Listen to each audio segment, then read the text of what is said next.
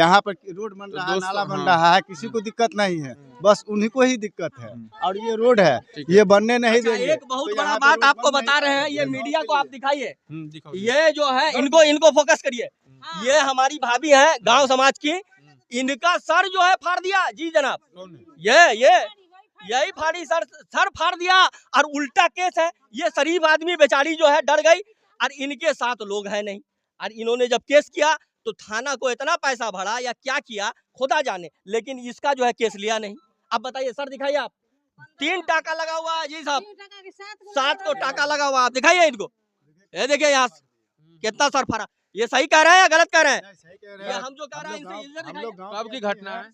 ये घटना लगभग आपको 1.5 साल की 2 साल के लगभग। रास्ते के लिए इतना ड्रामा है सर। इतना बड़ा ईंट मारे यहाँ पे, मार के भाग गई घर में, समझ गए। हमने गेट पे मारे, 2-3 ईंटा गेट पे मारे।